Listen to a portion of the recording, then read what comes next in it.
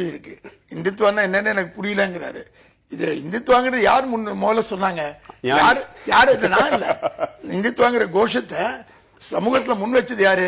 ஆர்எஸ்எஸும் பிஜேபியும் தான். ஆனா நீங்க நியாயமா பார்த்தா நீங்க மோடி கிட்டையும் பிஜேபி கிட்டையும் ஆர்எஸ்எஸ் கிட்டையும் தான் நீங்க இந்துத்துவான்னு சொல்றீங்களா? அப்படின்னா என்னன்னு நீங்க அவங்களதான் கேட்கணும். அவங்கதான் இந்துத்துவங்கிறது தொடர்ந்து முன் வச்சுக்கிட்டே இருக்காங்க. இன்னொரு கேள்வியும் அவர் கேட்டாரு ஃபர்ஸ்ட் பேசும்போது, அகாலிதளும் முஸ்லீம் லீக்கும் காங்கிரஸோட சேர்ந்தா நீங்க அதை மட்டும் செக்யூலர்னு சொல்லுவீங்க, ஆனா ஆர்எஸ்எஸ் ஓட இருந்தா இதை வந்து நீங்க வந்து இல்ல ரொம்ப அடிப்படையான விஷயம்.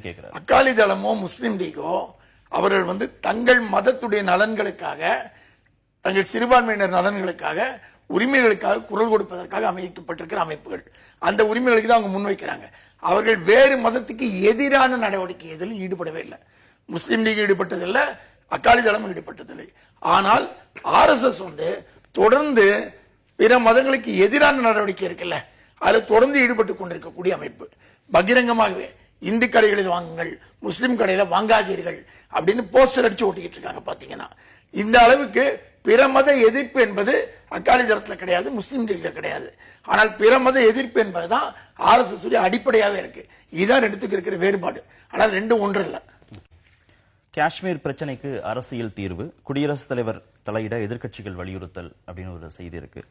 காஷ்மீரை சேர்ந்த எதிர்க்கட்சி தலைவர்கள் நேற்று பிரணாப் முகர்ஜியை சந்திச்சு அரசியல் தீர்வு வேணும் இந்த பிரச்சனைக்கு அப்படின்னு வலியுறுத்தி இருக்கிறாங்க. எப்படி பாக்குறீங்க? அதாவது அந்த மீட்டிங்ல, பிரசிடென்டோட மீட்டிங்ல ஓமர் அப்துல்லா சொல்லியிருக்காரு, அரசியல்வாதிகளோட பேசணும், அரசியல்ல தீர்வு காணணும்னு. யார்கிட்ட போய் பேசுறது? இப்போ வந்து அதில் என்னென்ன அங்கே எதிர்க்கிறவங்க ரெண்டு விதமான பேர்கள். ஒன்று வந்து சில பேர் வந்து ஆசாதி காஷ்மீருங்கிறாங்க, இண்டிபெண்டன்ட் காஷ்மீர், நாங்கள் தனியாக இருக்கணும். இன்னொரு சில பேர் வந்து பாகிஸ்தானோட சேரணுங்கிறாங்க. ரெண்டு விதமான. அதே சமயம் லோன்னு ஒரு மந்திரி இருக்காரு, முன்னாடி ஒரு தீவிரவாதி அவர். அப்புறம் அதை விட்டுட்டு மனம் மாறி ஆளுங்கட்சி அவர் சொல்லியிருக்காரு 5% கூட காஷ்மீரி மக்கள் வந்து இவங்களை ஆதரிக்கல. அது உண்மையே